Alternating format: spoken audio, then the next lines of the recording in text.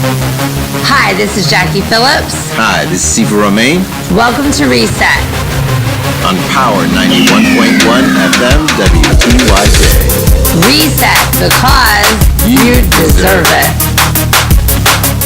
Reset. I'm so excited. Today we have an amazing guest, Dr. Sheila Pearl, and we're going to be talking all about love, relationships, her book series. This is her first one, Ageless and Sexy, and it's The Magic of Sensuality, a love story. This is out now, and her new book that's coming soon, The Magic of Big Love. Welcome. You know what you forgot to mention, right? What? She's the love doctor. She's the love doctor. The love doctor. The love doctor is in the house. The love doctor is in the house. Let's start repairing the broken heart. Sounds like a plan. And this is why I wore red. In honor for Sheila. I decided to be a contrast, different colors of blue. Blue looks beautiful on you. So, congratulations. This is amazing. Thank you. This is a beautiful book. I can say I'm a bestseller on Amazon. I had my moment in the sun. That's great. That's great. Congratulations. That's a big deal. We do that a lot. We say the same thing a lot. Yeah, it's in the category of sexual health and the category of midlife management. That's so important these days. Mm-hmm. Yeah. Wow. So, What provoked you to write this book? my life. Really? Yeah, I started by writing one book that's turned into 12. Oh, wow. So that's why this is a series. Because you can't write about all the things you have to say. If you've been around more than 60 or 70 years, you can't put it all in one book. And you really don't want to put it all in one book. Right? And then I changed the voice of the book and the style of the book, and I decided to write it like a novel. And every little chapter begins with a dialogue of Stella and me, as I do believe all of life is a conversation Yes. with yourself. Yeah. So Stella is you. Stella is me, Stella is you, Stella is you, Stella is everyone, right? Yes. Stella is every woman, if you will, you know the old classic, every man. But Stella is represents everyone in one way or another. So in the dialogue between Stella and me could be me could be you, me could be your higher self, me could be your therapist, me could be your best friend. But the point is we're always having conversations with others and ourselves, Yes. right? And It's one of the most important relationships that we need to have is the relationship we have with ourselves. I would say it's the most important, and I think until recently people didn't get that. The people thought that was being conceited or selfish or self-absorbed. But the point is, if I don't love me, if you don't love you, how can you give of yourself to someone else effectively, right? And what makes a loving relationship so yummy, so delicious, is when you're with someone not because you feel you need them or you have to have them or you have a sense of desperation, but you really want to share. And it's a full heartfelt sharing, right? So that I'm not looking over my shoulder wondering if he or she is approving of me, but I'm looking in your eyes saying, I really want to know you. Yes. And I'm not preoccupied by wondering, what are you thinking of me? Right. Right? Does that make sense? It does, yeah. Absolutely. And looking into the eyes is critical. I talk about that a lot because people look at you, but they don't see you. That's right. And in a relationship, you need to see the person you're with. You need to be present to that person. Yes. Can you speak more about that? I would say the first important ingredient in any relationship, loving relationship, business relationship, partnership in any particular way, is being fully present. When I can be fully present to you, and I'm only there for you, I'm not thinking about what I'm going to say, I'm really listening. Now we have what I call a divine flow of energy. And now we can really get into engagement, right? So being present means I'm right here, right now. I'm not off somewhere else. I'm not looking at my watch or my phone. I'm here. And in being here, it's a reminder that's the only thing I can do anything about is right now. Right here and now. Yes. Because the only thing that's real is this moment. The one that just passed is gone. The one that's over there isn't here yet. So the only thing I have anything to say about is right now, Yes. right? Yes. So how present I am gives me the quality of connection. And it's that simple. Wow. Wow. What are some tips for our audience to stay present? Because that's the hardest thing. You know, we're always very preoccupied with our thoughts or what we have to do or where we're going, like you said, your phone or the time or whatever. Yeah, well, okay, so for instance, one of the rules of meditation or one of the practices that we can engage with meditation is to, you know, breathe deeply and notice your breath and, you know, look at a flickering candle or notice something over there on the wall and just really focus on that. And remind yourself that whatever you're focusing on will expand, right? And if I can remind myself that being present to you is of paramount importance in the quality of my connection, and but it is a practice. So, for instance, someone could say, you know, are you there? Because they notice your eyes are wandering, right? Yes. So it's like being really focused on your eyes, Yes. really focusing on your voice, focusing on your face, so that I'm totally present and focused on you. And it's an exercise of what we call mindfulness, right? So, for instance, mindful eating would be to look at the plate in front of you and notice all of the colors and the textures, and just notice the food and pay full attention to the food, and then as you're beginning to just lift the fork and you smell the food, and It's a deeper sense of it's appreciation. a deeper sense of appreciation because you're being present to every aspect. That's what the sensuality is about, by the way, when I talk about the magic of sensuality, all of our senses. And if I could be present to all of my senses, what I see, what I touch, what I smell, what I hear, what I feel, all of those senses, it allows me to be present to you with my intuition, because that's the sixth sense, right? So if I keep all the other channels open with being present to all of my five senses, and then allow my channels to be open to you with my intuition, now we're cooking. Now we're really cooking. Now we're really cooking, Yeah. right? The love doctor is speaking. Yes. Oh my God. And I would think that having your sixth sense open is going to protect you as well.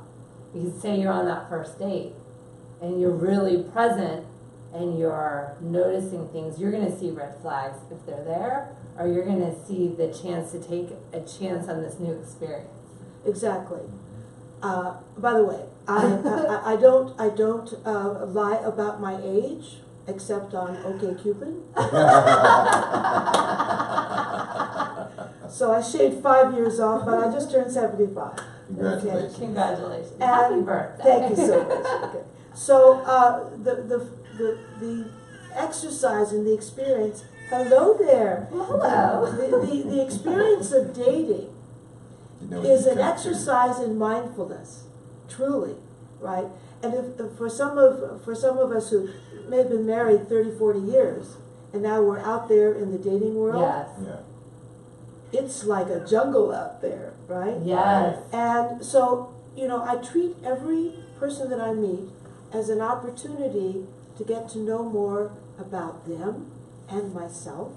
So I notice how I'm experiencing myself with that person, but I'm practicing being present to that person so that I can get the most out of the connection. So I'm paying attention, right? And by keeping all the channels open, then I allow my intuition to kick in. So my little voice will say, I don't think so. Yes. Right? Or my little voice might say, don't go there. Yes. Right? And that's happened before, where my body was saying, oh yes, let's go, right? Yes. And my little voice was saying, and I would listen to that, and I later found out why. Why? Yes, I want to know why. Right? Right. Yeah. Yeah. Because then you found out they were no good for you. Exactly. Or, Yeah, but you see, there's one part of my body that may be ahead of my intuition. Yes. I think that happens to a lot of people. As a matter of fact, I had an experience with a client this week who had about 40 years of experience of noticing that one part of his body was always ahead of everything else, right?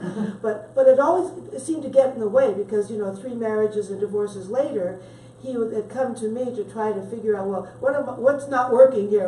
I really do want to have a partnership. I really do want to have fulfillment, and how am I getting in my own way?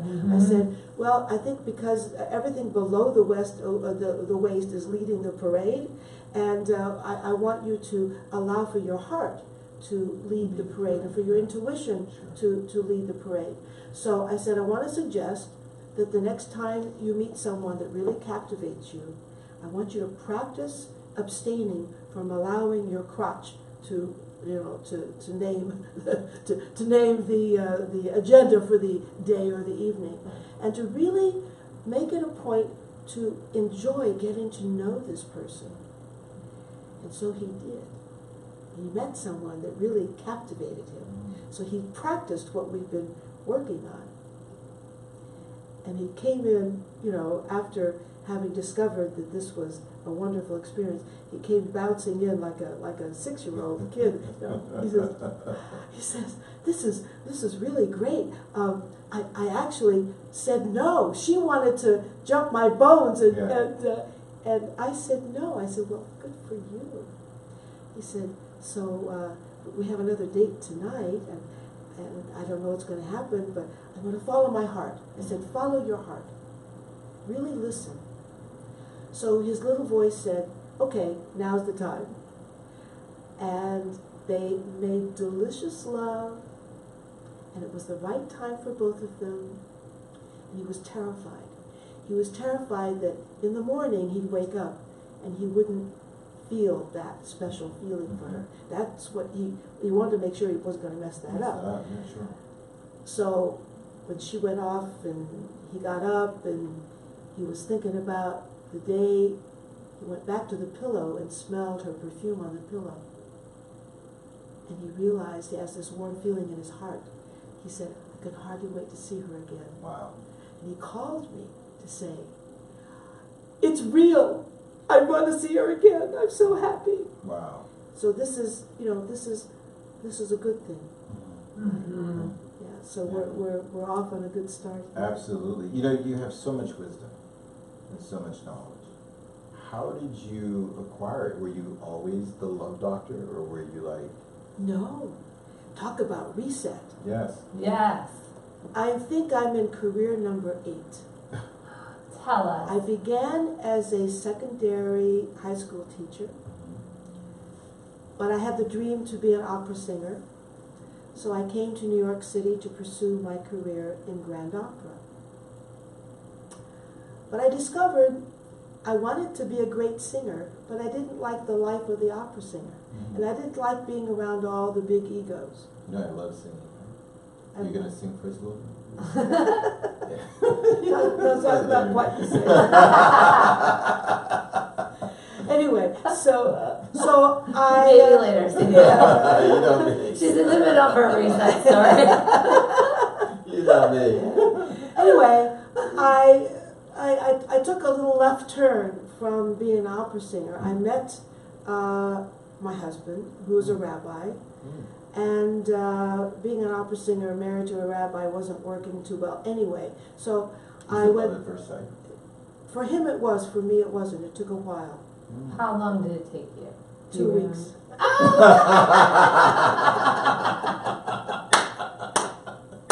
But he was very patient and very smart. He led from the heart, and he was really very mindful, and he captivated me after a couple of weeks. Wow. At first I wanted absolutely nothing to do with him. Interesting. He was a very sexy guy. And I ended up seducing him.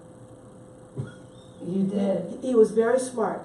He said, "You don't have to do anything you don't want to do." Right? Yeah. So he waited for me That's right. to be ready. Yeah. Good for Anyway, you. so it was a 32-year marriage, so, That's yeah. Wow. That's beautiful. Congratulations.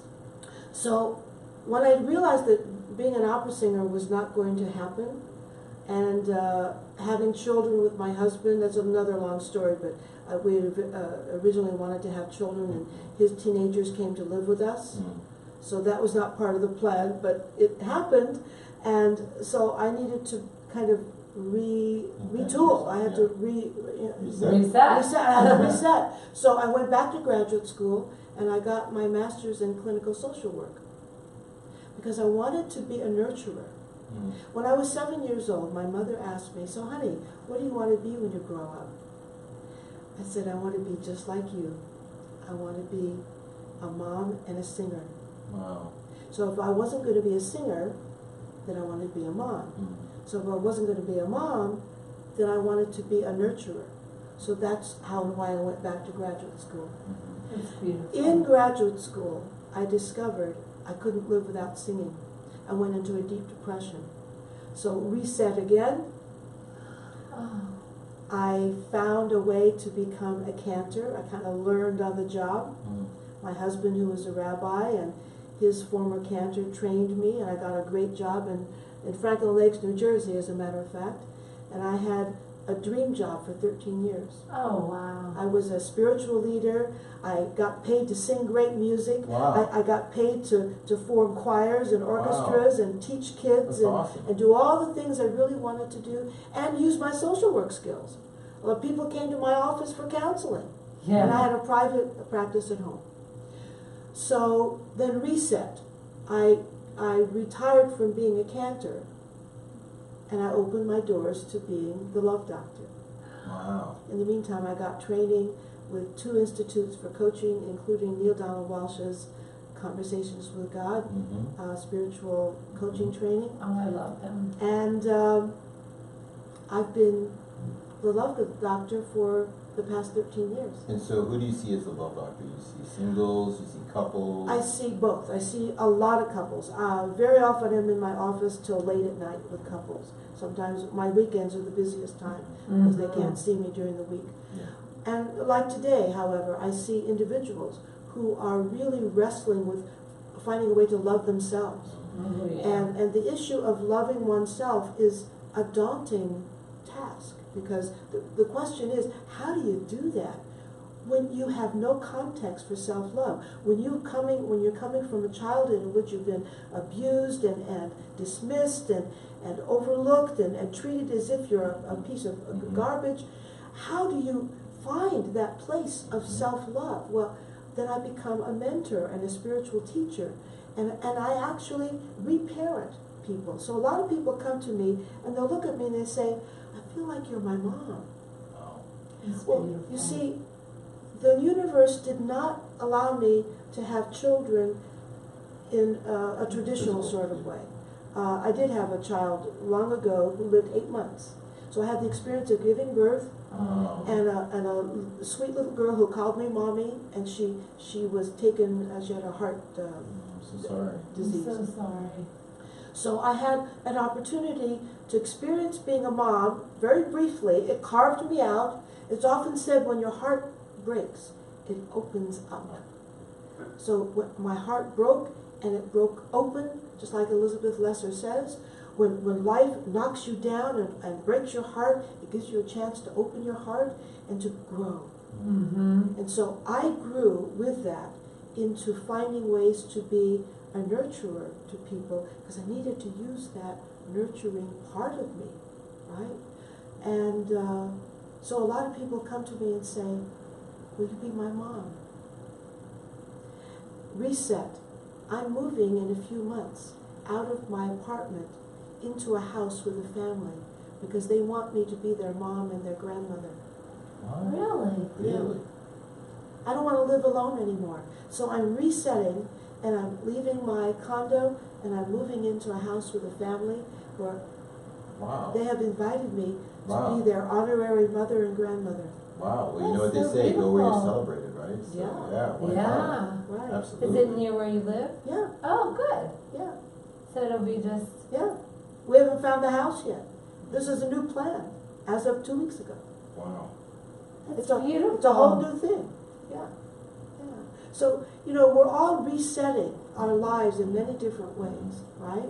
Yes. And, you know, my next book, which is the Magic of Big Love, which is also a part of my life education system, is another part. It's the next book in the series, right? So I'm constantly resetting because I'm constantly working on the next book, right? So I have to live at least long enough to get the whole series done. Of course. So it's going to take me easily till I'm 105. Well, you're very youthful. And so. I have to take care of my body. Yes. Right? I have to take care of my health. Yes. So I really watch Body what I temple. eat, and I take care of my exercises and my fitness, and I don't get to the gym as much as I would like to. And I'd love to be slim and trim like you. Oh. But, you know, but I'm You're healthy. beautiful. I'm healthy, I'm happy, I have energy, you know, And you're my wise. body's Yeah. happy, You are right? so wise. As long as your body's happy, that's all that matters. Yeah, I begin every day with my green drink, with my, you know, phytonutrients. My body says, thank you for taking good care of me. And I have a minimum of crap. Every now and then, you know, you know, but I'm mindful. I'm mindful of how important it is to take care of my wellness, of my body. Reset. There is a phenomenon going on in relationships now that people need to reset. The role of a man in a relationship and the role of a woman is being redefined. Can you speak to that? Yes, I call it the opportunity now for the awakened man. Oh. The opportunity now for the awakened man to be liberated from the lies that he's been taught for centuries. That he's not supposed to feel the way a woman does. That he's not supposed to cry like a woman does. That he's not supposed to be open-hearted and soft and nurturing like a woman. The fact of the matter is, a man is wired for nurturing. Where does the word husband come from? Husband is a nurturing act. To husband plants, to husband a garden, to husband a woman, is to assist her in blossoming. When a man can see that his job is to be the giver, because the woman is designed to be the receiver, he now sees his role as being central to the woman blossoming in every way, blossoming in her career, blossoming in herself, so that no longer is the man afraid of the woman blossoming, which used to be the case, where the man wanted to keep the woman down, keep the woman at home, keep the woman barefoot and pregnant, all that bullshit, quite frankly, you know. And now the man, if he understands how he's really wired, his opportunity is to be the catalyst for the woman to be her magnificent self, to be truly the one who blossoms her by the way he's the lover. And most men don't know how to be a lover. I'm starting a course soon in teaching men more about how to be a lover. I can't tell you how many times I hear from women that men don't know how to kiss. They don't know what foreplay is. They don't know how to bring a woman to arousal and to experience the pleasure of experiencing her pleasure, where many men somehow learned from their guy friends long ago that it was all about them. Or worse, they learn from porn. Or they learned from porn, which is a very unhealthy way to learn about our sexuality. But when a man can feel the pleasure and experience the pleasure of his woman's pleasure and take time with that, there is no greater joy that either the man or the woman can have. For both of them. For both of them. Absolutely. Right? I mean, that's why the tantric experience is so... It's part of what I teach. Yes. Right? Well, I could tell by the presence and the breathing Yes. and the connection. I'm like, yes. Right. Yeah. So to have this heart connection, which is taught in Tantra, to have this heart connection, to The be breath able connection. to have this connection of, in Tantra, you are actually required to keep your eyes open and to keep that eye connection, right? And to breathe deeply. And by the way, I have a chapter in my book on my first Tantra experience, which I engineered. And I taught my lover what to do. He was blown away. Blown away. And it changed everything. Absolutely. Right? So there's so much that a man is But when a man knows how to cheating. take the lead When he knows and how to- bring that experience to Yes. a woman, then he's really masculine and he's in his masculine energy and she can appreciate him at a different level. Yes. Yes. What are some tips that you would give a man? She already has. Well, I'm just saying. Okay, first of all, If they were listening. first of all, I know that, Love Doctor but has spoken. in case they were, okay, first of all, Be present. first of all, take Your time. Kissing is really important, and please, guys, don't bring out the tongue right away. Seriously, You're right. I don't know what I'm with you. guys think. There's something sexy about that. It's not. What's sexy are those little nibble kisses. What's sexy is the tenderness that you put into just tasting your beloved's lips, taking time to notice, being mindful of every little moment together, paying attention to the texture of her face and her neck, and just touch, to be sensual with your touch, to enjoy And to the little explore. things, to explore the discovery. Oh my God, there's so much to discover. I mean, our women's anatomy is the best kept secret. What is that song? Your body's a wonderland? But there's so much to be discovered for both.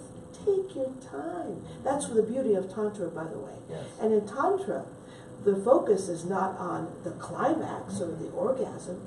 It's on the excitement phase. It's on the arousal. It's on the pleasure. It's on mindfulness. You know, moving in and out of the various ups and downs of the waves of passion and delight. And it's like a 7-course meal. It's not like going to McDonald's. Not at all. No, pack your bags. It's going to take a while. You run marathons? That's all. I do. Wow, beautiful. No, Excellent beautiful. explanation too. Wow.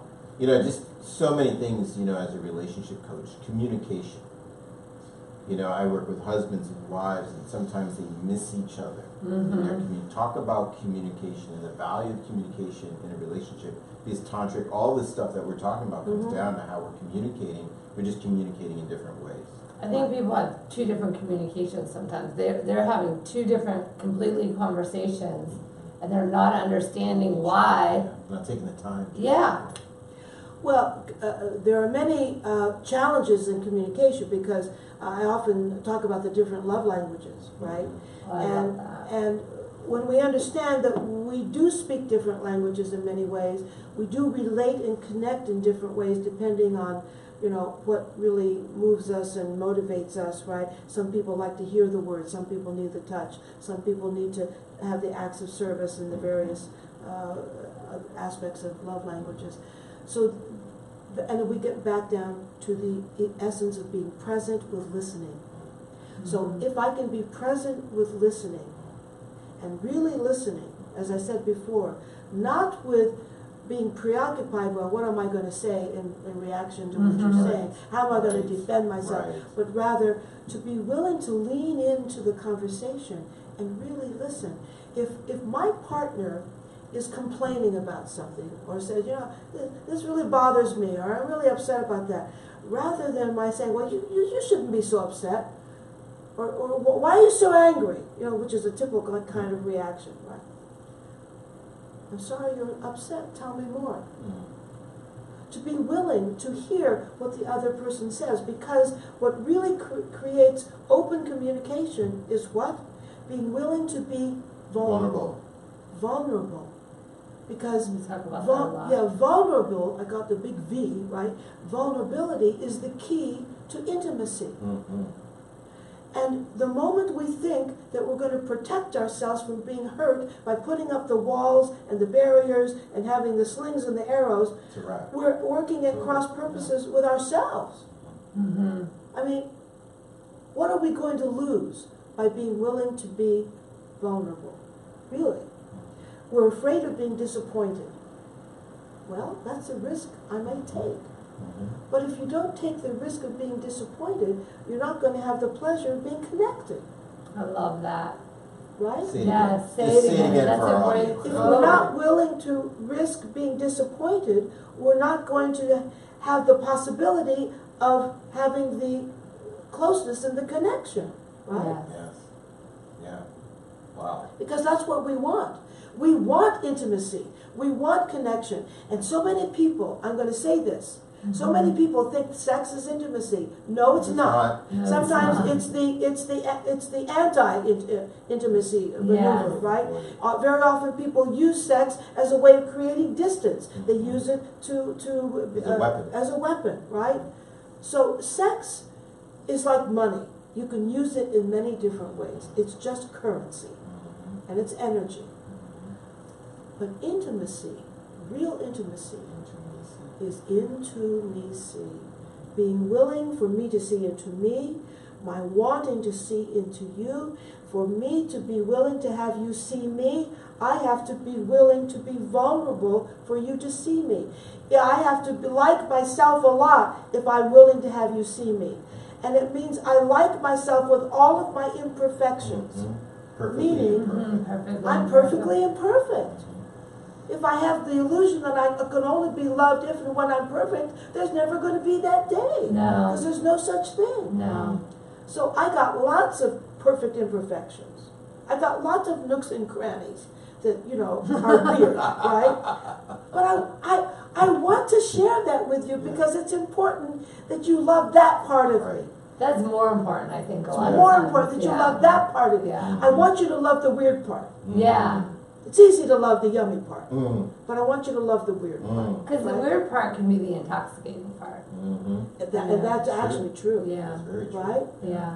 So part of what I write about in my book and the things I talk about is, navigating the affinities and the polarities. It's real easy to deal with the affinities. Those are the things that we feel connected about, the commonalities and the feel-good stuff, right? It's so easy to navigate the polarities, the things that are different, the things that are poking me, the things that are, what's the word I Things want? about myself that I don't like that I see in you.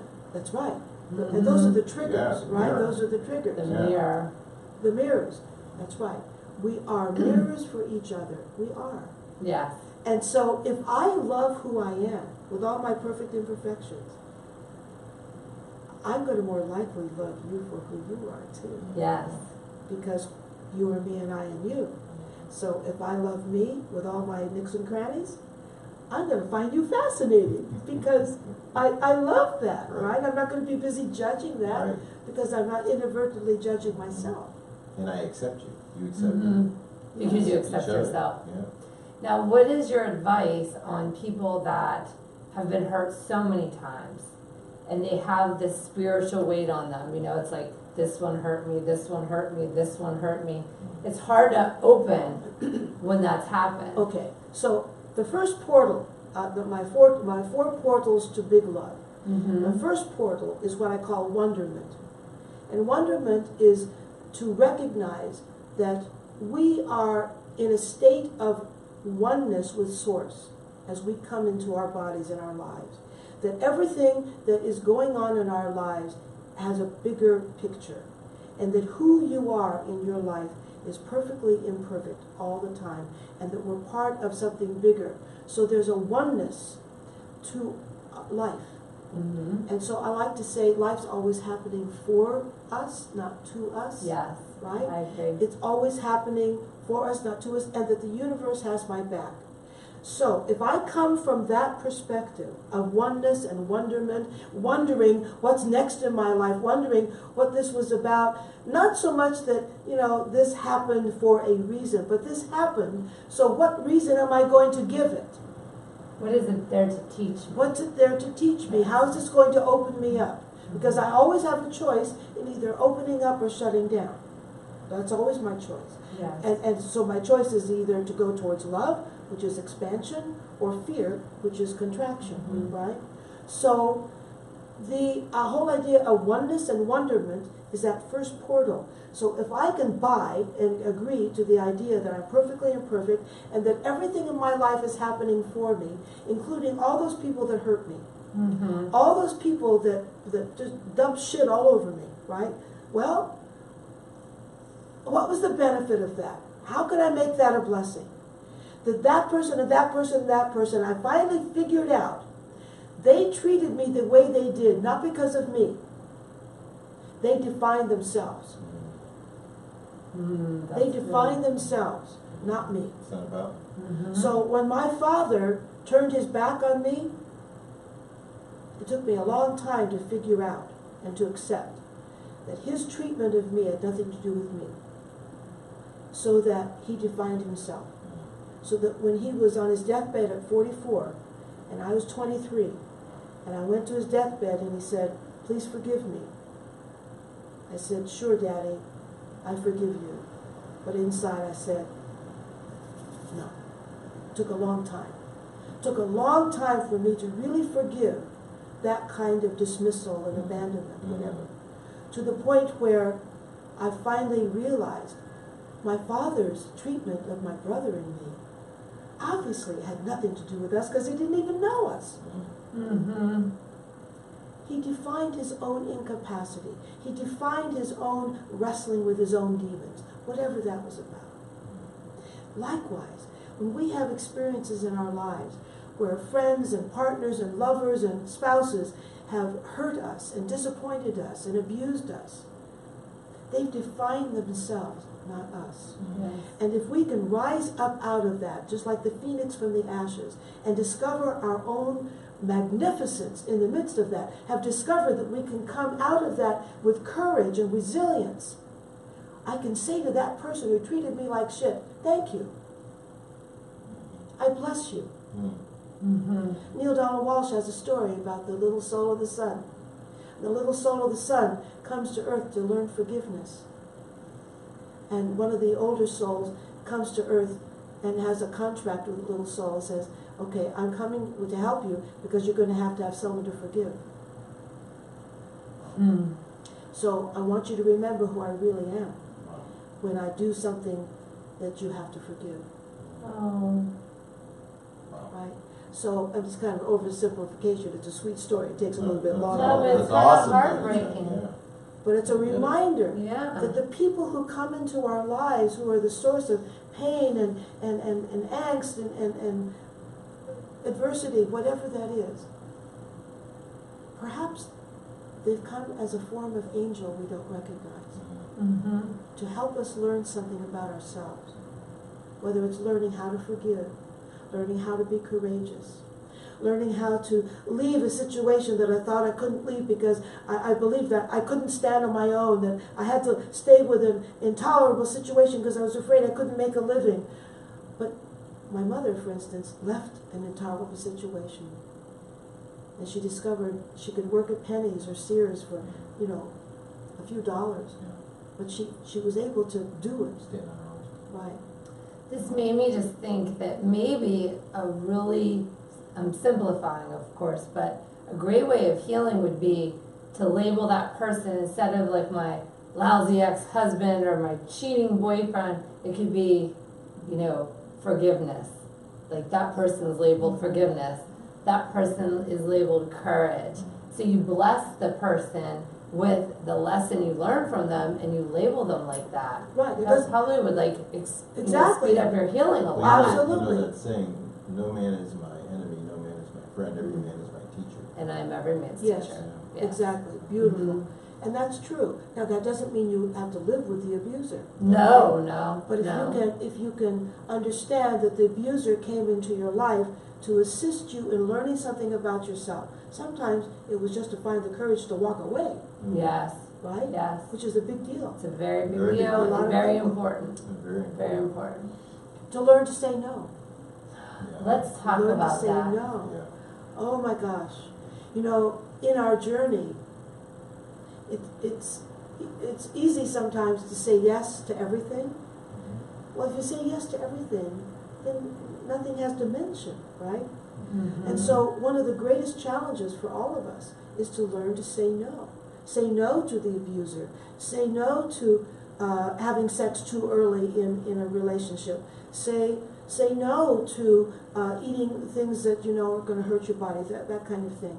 So it's really important to learn when to say no and to listen to Sheila, I think one of the things that I have learned that is hard for me is to say no. I tend to say yes a lot to things, and then I regret, right. saying yes. And I know that you talk about that a lot with relationships, so it's Yes. important to learn to say no and not say yes all the time. Do you want to expand on Yes, that? let me begin by saying I think it's really important to learn the value of saying yes to life, right? Mhm. Saying yes to your possibilities, yes to your greatness and your potential and all of that. So having said that, it's really important to also be willing to say no to yourself and to someone else when something doesn't seem right or feel right, or say no as a general rule with something that's new and uncharted territory, so that you are being cautious but not stopping yourself, right? So for instance, I think I mentioned this client of mine who had been married and divorced 3 times, and he came to me and he wanted to, he didn't want to keep stepping in the same puddle of doo-doo or whatever, and he wanted to, find a way to find the right partner and to make it work for himself. And so my guidance to him was, listen to your heart and don't say yes right away. Be willing to say no to yourself and perhaps the other person, recognizing how many women are very, enthusiastic, to say the least, and, may want to, get to it, as it were. Progress the relationship. Yeah, exactly, to progress the relationship, like, right, fresh out of the gate. Right? So, and I've learned that it's really important for me as a woman to say no for my sake, but for a man, and this particular man, it was transformational for him to actually practice saying no when it was his habit to say yes, all the time. He was like a sexual predator. And I say that lovingly. In other words, he just, go for it and didn't really think about it. And yet he wanted to give himself the opportunity to experience the real connection that was possible with this woman. And he knew that he had to say no to one part of him so he could say yes to the other part. So it's also recognizing we're multidimensional, right? We're not monolithic. And so there was maybe one part of us that may want to say yes, and to recognize that there's another part that I need to listen to as much, but maybe even more, which is allowing balance, right? So if I can allow myself to say no, so that I can allow for balance, then the yes is even bigger when it's yes, because it means something.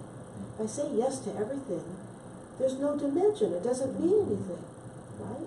So this man discovered the value of saying no until there was another part of him that said, okay, I think we're balanced now. I think we have the connection that you've really been looking for. So now let's have the full Monty. So now let's say yes, but it's saying yes with more knowledge, with more experience, with more connection, with more real closeness, so that you're not saying yes to sex, you're saying yes to love. And the possibility of it. And the possibility.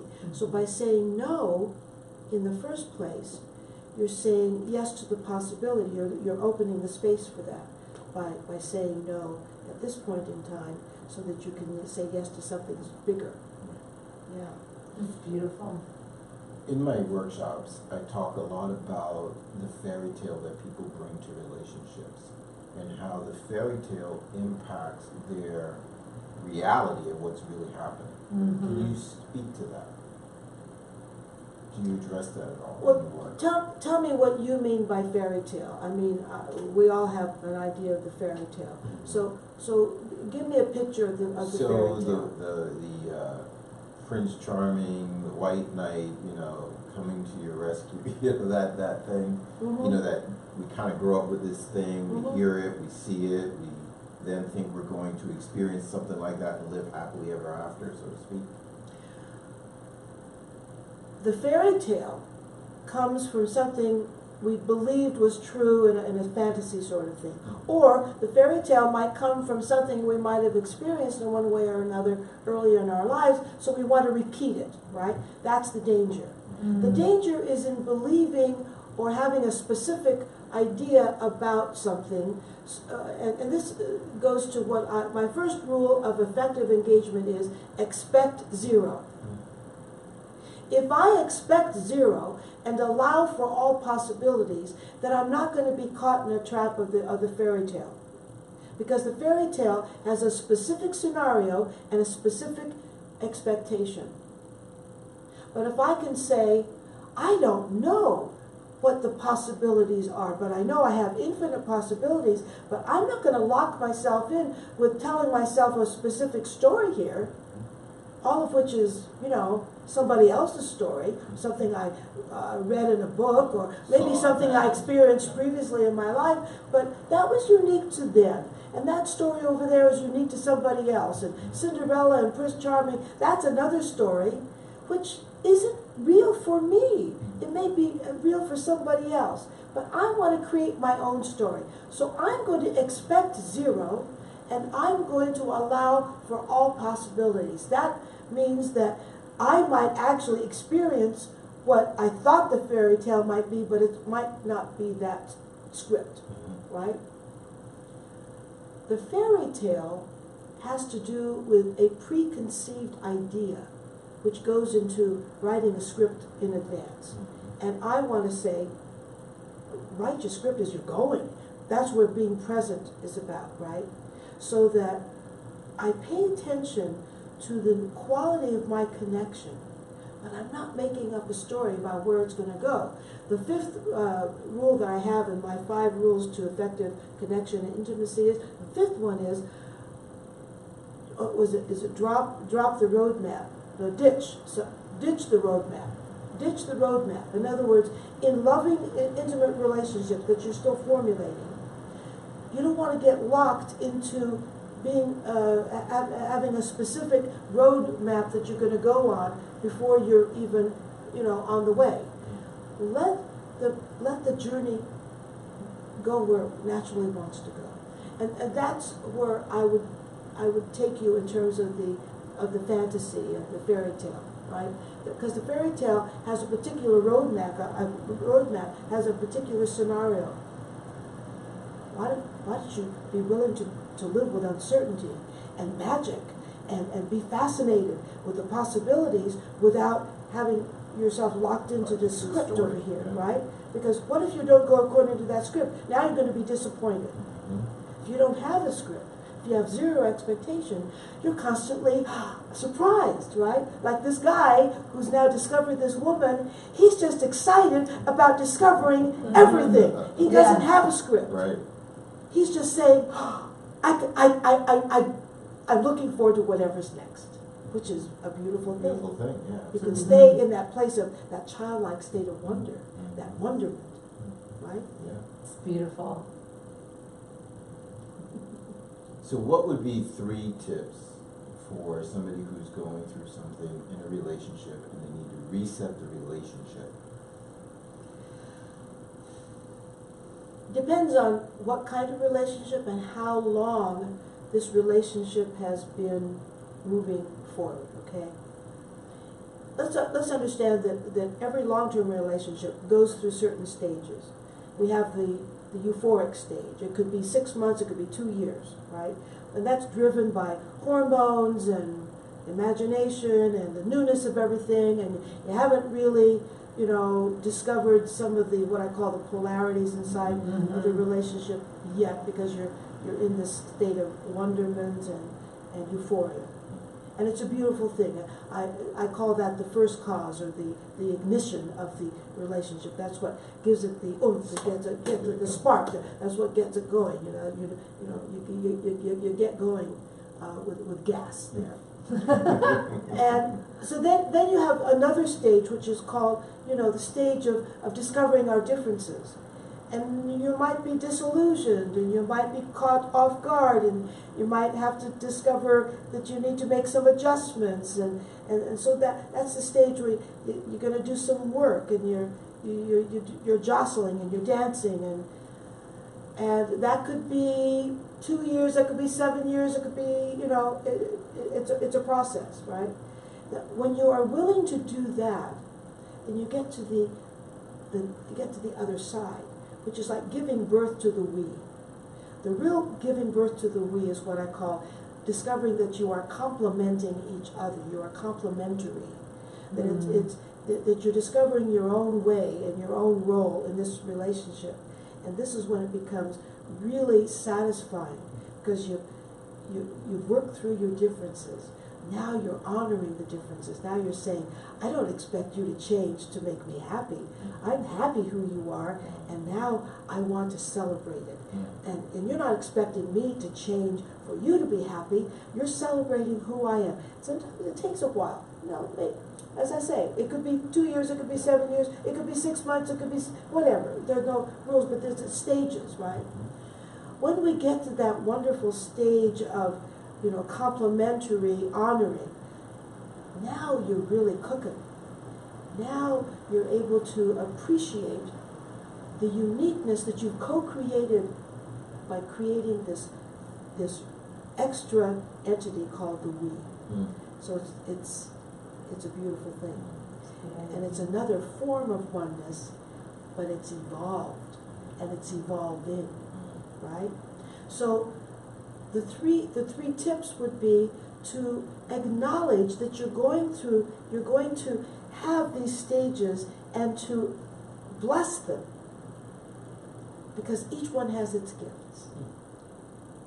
And to recognize that we're multi-dimensional, and we're designed to grow with the relationship, through the relationship, because of the relationship.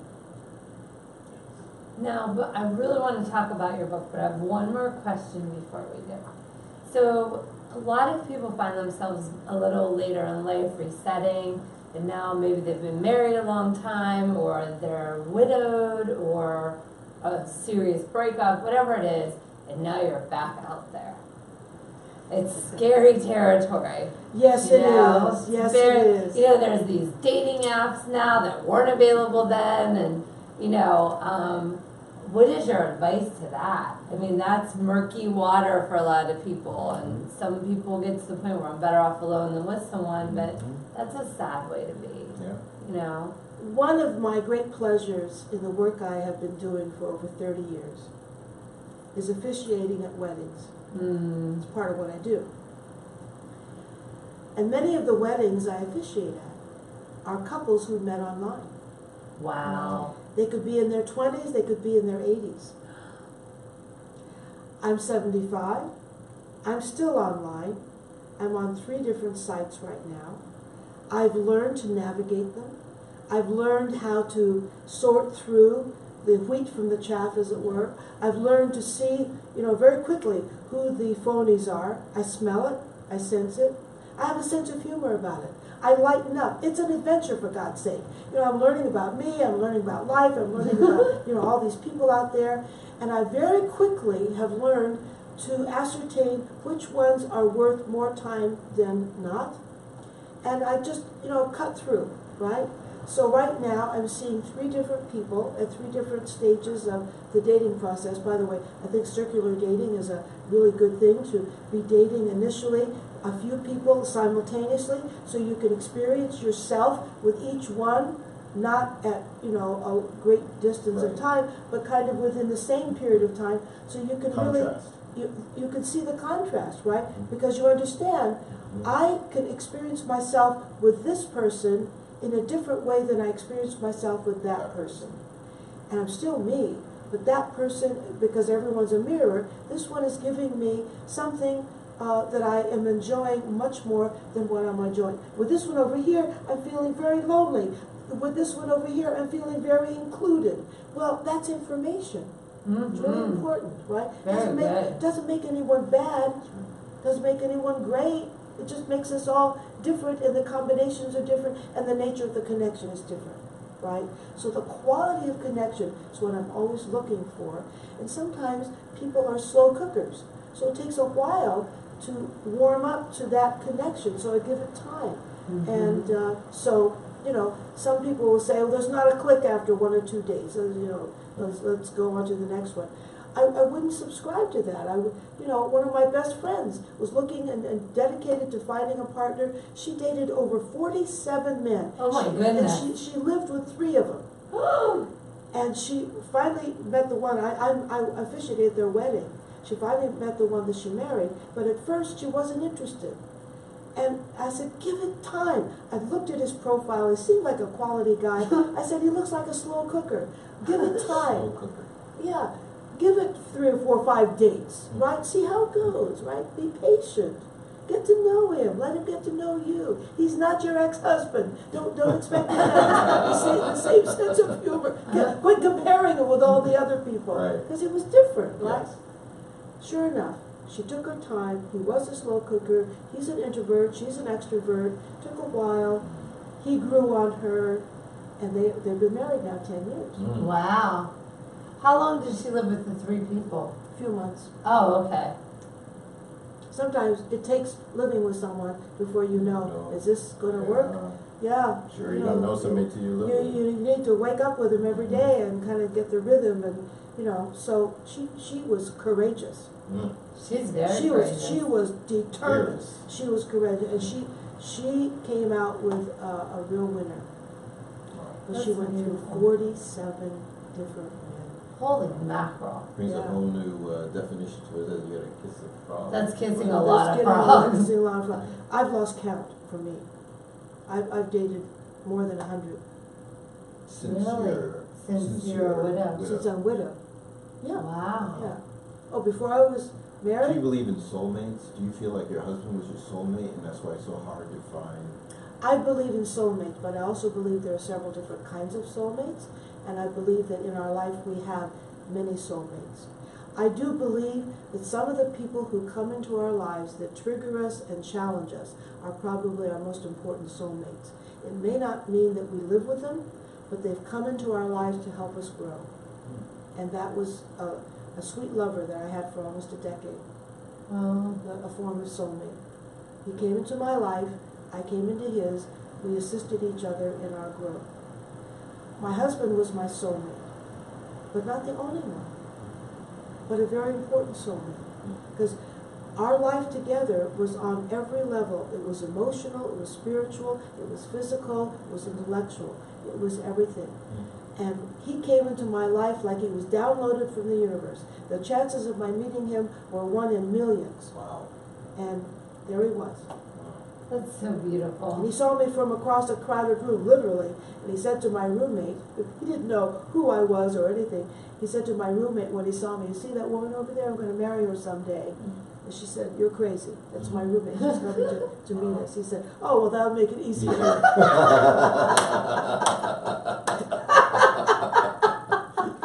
I love that. That's great. And of course, I wanted nothing to do with it. Yeah. Right? And you played really hard to I get. played very hard to for 2 get. It took him 2 weeks. weeks to break me down to be willing to even say hello. It's Wow. amazing. Wow. So let's talk about Big Love, this book. Okay, so Big Love. I love the name. Thank Yeah. you. I Big love the Okay, name. Big Love, just think about it for a moment. Big Love is that part of all of us that is so big, we don't know what to call it, right? But I like to say, love is all there is. That's true. Loving is living and everything else is a distraction. So big love is who each of us really is. without allowing fear to stop us. We're going to have fear. That's the human condition. We're going to have fear. We're going to, feel the fear and trembling of something that's new and not want to go outside of our comfort zone and not want to take a chance, not want to be vulnerable, right? That's human nature. Yes. So it's not living without fear. It's living in the face of fear and not allowing the fear to stop you from being who you naturally are. It's having the faith and having the trust that who you are is so big that your fear can't stop you. That who you're here to be is so magnificent. You're here on purpose. You're here in this body at this time in life to bring gifts to the world through who you are. And if you stop yourself, or you allow fear to stop you, you're cheating yourself and the world from being who you're here to be. Yes. So big love is who we all are naturally. We're born with big love. We're born to love. We're born to be generous. We're born to be giving. We're born to be creative. That loving energy that we all are is creative energy. We're all creators. And we have no idea what we're really capable of. So have zero expectation of yourself and infinite imagination and intention for you to be the most you can be, right? So at the age of 75, what in the world can I accomplish at this stage of my life? I don't know. Isn't that wonderful? Wow. I don't know. I don't know. How long am I going to live? I don't know. Another 5 seconds? Another 50 years? I don't know. What are the possibilities? I don't know. Isn't that what makes life interesting? Yes. Right? I love it because you're so courageous to even explore this. But you're doing a series at 75. Right. And I mean, that is what people should know. Like, life is all about living. Doesn't matter how old you are. If you're 20 or 70 or 80 or 90, you can always be creative in reinventing yourself. There is no expiration date on love. There's no expiration date on our sensuality. There's no expiration date on romance. There's no expiration date on our creativity. And there's none on resetting either. And there's none on resetting. That's Yes. right. So, next time we talk, I might be on career number 9. You could be an astronaut. She might say, I would love to do this interview, but I'm going to be in space. Working on my 5th book. This is amazing. Anything you would like to leave and share with our audience before we go? We could talk to you. How did they get in touch with you? Yes. How can they find you? Call me. 845-542-6057. Go to my website, SheilaPearl.com. That's it. It's easy. Oh, you can find me on Facebook. And let's spell Sheila. Sheila Pearl. Pearl. Just the way it sounds. Just think of pearls of wisdom. That's me. Yes. You're the love doctor. And Jacqui, with that, the Love Doctor has spoken. She has spoken. She has spoken. She dropped some knowledge on us Yes. tonight. Yes, she did. Powerful. You are amazing. Thank you, guys. Thank you for being here. It's Thank such you a for being pleasure here. to be Thank you. with both of you. Thank you you. so much. Pleasure to be Should we with change you. it to love the problem away? Yes, yes. Oh, One of the yes. things I say in Reset Love is the problem you can love away. any problem away. So I I say love it. love You the deserve problem it. away. Yeah. Love the problem away. Yeah. Yes. Beautiful. I Yes. love it. Thank you, guys. Thank Thank you. you. And thank you for watching Reset because You deserve it.